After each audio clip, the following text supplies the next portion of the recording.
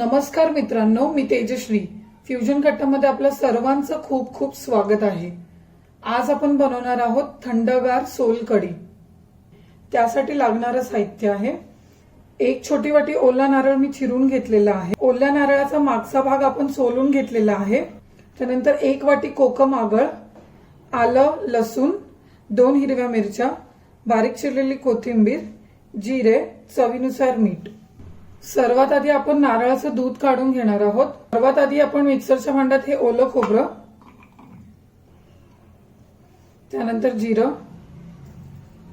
त्यानंतर आलं लसूण, त्यानंतर हिरवी मिरची. आता आपण ह्यात थोडंसं पाणी टाकूया आणि हे मिक्सरला वाटून घेऊया. मिक्सरला वाटून झालेलं आहे. आता आपण बघूया. आता आपण एक बाउल घेऊया, त्यावर ही चाळणी ठेवू आणि हे खोबरं वाटलेलं ह्याच्यात टाकू.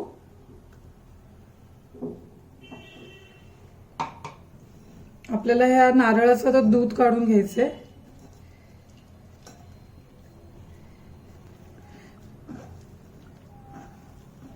तुमच्याकडे जर चाळणी नसेल तर तुम्ही सुती कपडाही ठेवू शकता.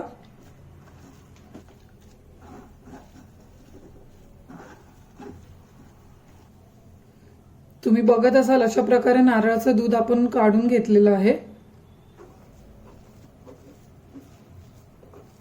आता हे पुन्हा आपण मिक्सरला एकदा फिरवून घेणार आहोत.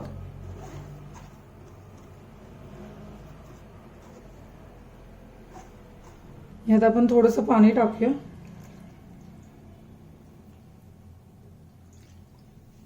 तर आपण पुन्हा एकदा मिक्सरला फिरवून घेऊ. हे आपलं मिक्सरला फिरवून झालेलं आहे.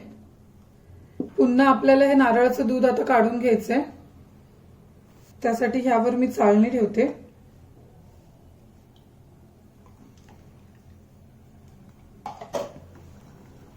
व्यवस्थित नारळाचं दूध आपल्याला काढून घ्यायचंय. आपल्याला नारळाचं दूध दोनदाच काढून घ्यायचंय. खूप पाणी टाकल्यावर आपली सोलकढी पानसट होईल. तुम्ही बघत असाल अशा प्रकारे हे नारळाचं दूध आपलं काढून झालेलं आहे. त्यात आपण चवीनुसार मीठ टाकूया. त्यानंतर कोकम आगळ. तुमच्याकडे जर कोकम आगळ नसेल तर तुम्ही एक 10 ते 15 कोकम पाण्यात भिजवून ठेवून त्या कोकमाचं पाणीही तुम्ही याच्यात टाकू शकता.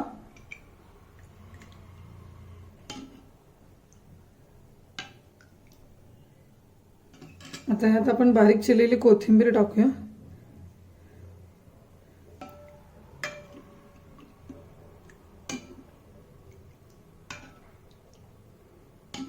तर हे आपल्याला सगळं व्यवस्थित मिक्स करायचं आहे. सोलकढीचे आपल्या शरीराला अनेक फायदे आहेत. ही सोलकढी पित्तनाशक आहे. शिवाय ह्या सोलकढीमुळे आपलं डायजेशनही व्यवस्थित होतं. उन्हाळ्याच्या दिवसात तर तुम्ही आवर्जून ह्या सोलकढीचा आपल्या आहारात समावेश केला पाहिजे. अशा प्रकारे थंडगार सोलकढी आपली तयार झालेली आहे. वेळात वेळ काढून तुम्ही माझी ही रेसिपी बघितली त्यासाठी मनापासून धन्यवाद. तुम्ही ही रेसिपी लाईक करा, शेअर करा. ही रेसिपी घरी ट्राय करा आणि तुमची प्रतिक्रिया कमेंट बॉक्समध्ये नोंदवा. तुम्ही जर चॅनलवर नवीन असाल तर खाली दिलेल्या सबस्क्राईब बटनवर क्लिक करून त्याला सबस्क्राईब करा. शिवाय बेल आयकॉनवरही क्लिक करा, म्हणजे जेव्हा केव्हा मी नवीन रेसिपी अपलोड करेल त्याचं नोटिफिकेशन तुम्हाला येईल. चला मग पुन्हा भेटू अशाच एका नवीन आणि मस्त रेसिपी सोबत. तोपर्यंत मस्त खा आणि मस्त राहा. धन्यवाद.